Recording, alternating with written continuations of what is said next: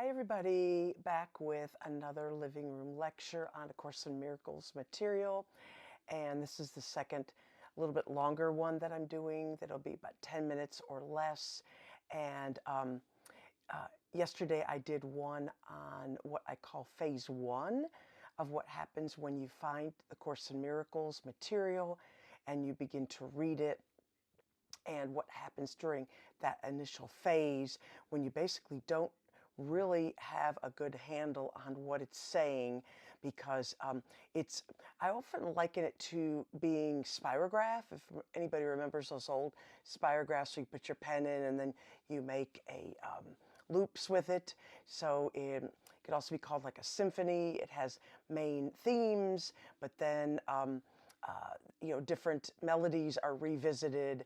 So basically, it is not a linear presentation of a lot of non-dual ideas. How to leave the world in your mind and find peace would be what the purpose is of the books. So sorry, I was looking outside. Some people are outside. Anyway, sorry, got distracted.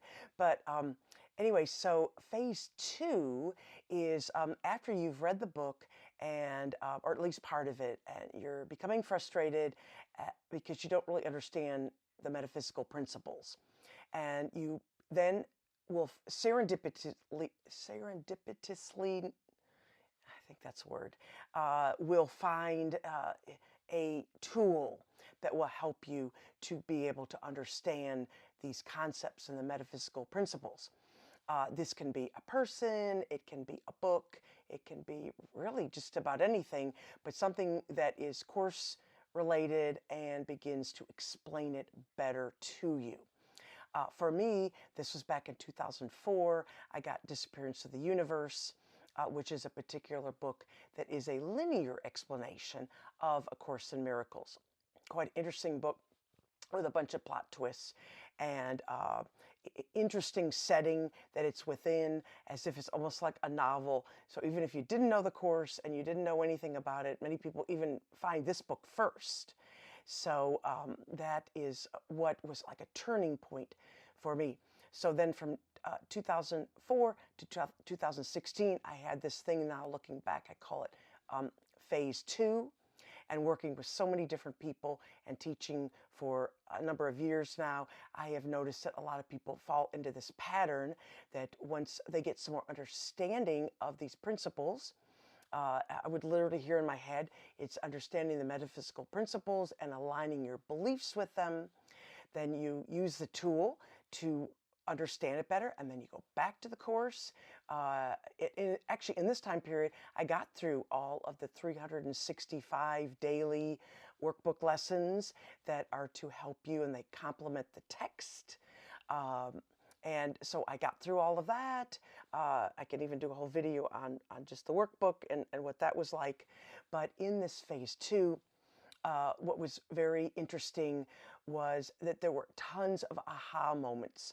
I probably was more into the course in that time than the first 15 years, where I would put down the course pretty often and even forget about it for like months at a time.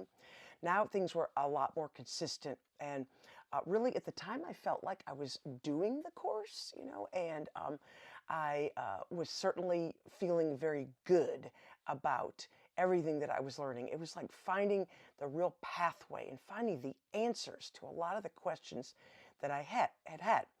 Now, but the key situation with this time frame was that I was still an ego character in a world, believing I was in a world, and all of the concepts were helping me in a world to feel a little bit better within that world.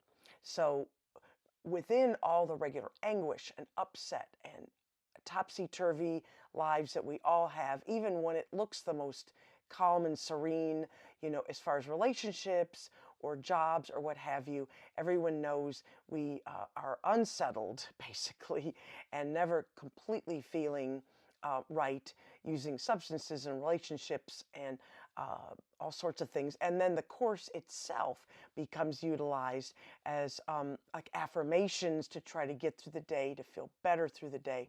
as if it is its own addiction in a way. So that would be really how I would characterize, those years of learning and relearning. I think I read Disappearance of the Universe multiple times. Even in that time, I found more of Ken Wapnick. I went to I finally did go to a group, and it was funny because it was called Miracle Library. And at that time, I just had this idea in my head that it just like almost like that clairvoyance, like you hear a voice somehow, or a knowing that I was going to go to that really more for the library than for the group. So when I got to the group, very delightful, peaceful sorts of people in the group. We'd sit around in a conference room, about 20 of us, and everybody would read, a paragraph or so out of the course, and then say what we thought it meant to us, and we go around. And it was very, concrete. I really didn't feel like I was learning any more about the course. It wasn't really a tool, but I'm grateful to the few months that I did do that. But what really did it was, of course, this little library that it had that was basically like in this closet. And they had all of Gary Renard's Disappearance of the Universe books. They had all of Ken Wapnick's tapes back then. Well, they were tapes. They were CDs at the time, that you'd put in your car and listen to, probably on your stereo at the house, before there was streaming or YouTube or any of these type of things.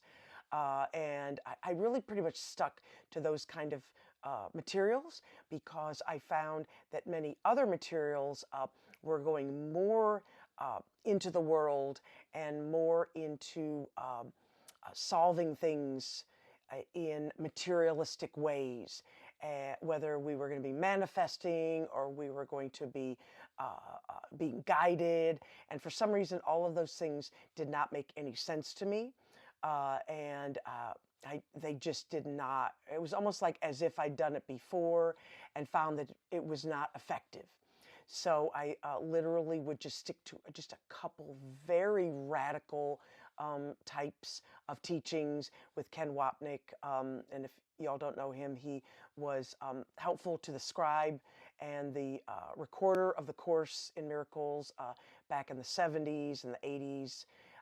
And he died, I believe, in 2014. I could be really off on that, but it was right in this period when he actually passed away. But I had all of the materials, and this was that time when I was delving into that. I was really intellectually understanding a lot of things and getting a lot of transference of knowledge between different parts of the book, sort of memorizing, if you'd want to say, different key concepts, and they'd pop in your mind and they would be helpful for the day.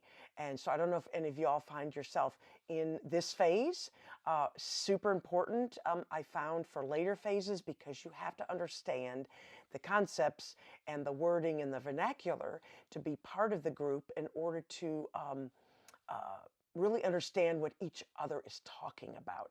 So this laid the foundation for later getting onto Course in Miracles Facebook groups and the type of teaching and interaction that I've had since then.